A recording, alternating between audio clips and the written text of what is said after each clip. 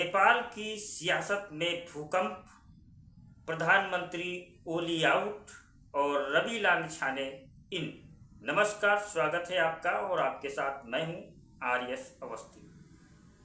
कहते हैं समय की चाल जब करवट बदलती है तो राजाओं के ताज गिर जाते हैं और तख्त पलट जाते हैं। ऐसा ही कुछ हुआ नेपाल के प्रधानमंत्री के.पी. शर्मा ओली के साथ।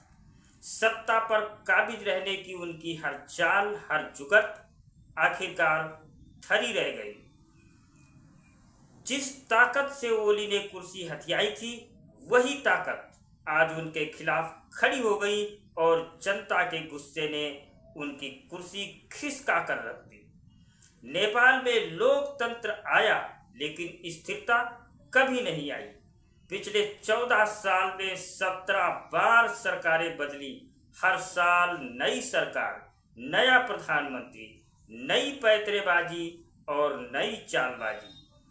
नया प्रधानमंत्री और इस अस्थिरता की सबसे बड़ी पहचान बने के.पी. शर्मा ओली। लेकिन अब हालात बदल गए हैं। नेपाल की सड़कों पर आग है। प्रदर्शनकारी राष्ट्रपति आवास तक घुस गए। मंत्रियों के घरों में आगजनी हो रही है। हालात इतने बिगड़े कि ओली ने डिप्टी पीएम को कमान सौंपकर खुद किनारा कर लिया। अब सवाल उठ रहा है कि ओली के बाद कौन? तो बता दें कि प्रदर्शनकारियों ने सोमवार रात एक ऐसा कदम उठाया जिसने पूरी राजनीति की तस्वीर बदल दी। उन्होंने जेल की दीवारें तोड़ दी और वहां से छुड़ा लाए पूर्व डिप्टी पीएम रवि लामिछाने को।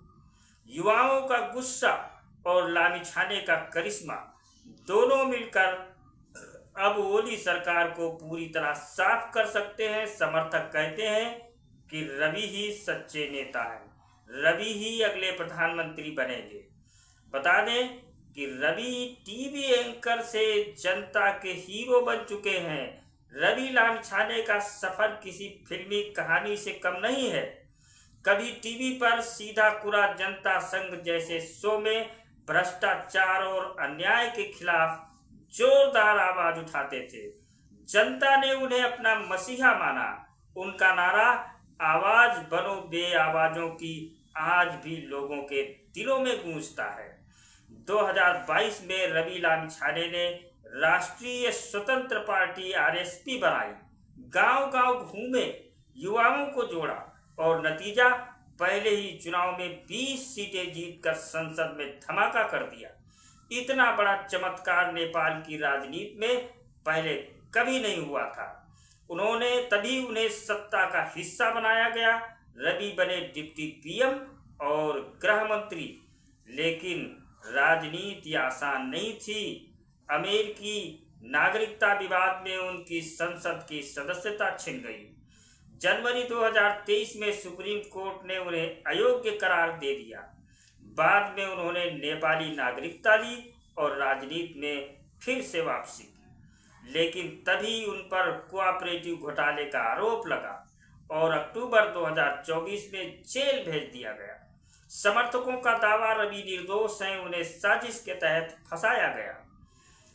आज जब ओली सरकार धराशायी हो गई है तो जनता का पहला कदम यही था, रवि को जेल से छुड़ाना। अब काठमांडू की गलियों से लेकर गांव-गांव तक यही चर्चा है। ओली आउट, रवि इन। क्या नेपाल का अगला प्रधानमंत्री रवि लामिछाने होंगे या फिर नेपाल की राजनीति में एक और तख्ता पलट की स्क्रिप्ट लिखी जा रही है? नेपाल का भविष्य अब सड़कों पर तय हो रहा है। एक तरफ गिरता हुआ ओली साम्राज्य तो दूसरी तरफ जेल से निकला नया चेहरा रवि लामिछाने। जनता की जुबान पर सिर्फ एक सवाल, क्या नेपाल में नया युग शुरू होने वाला है?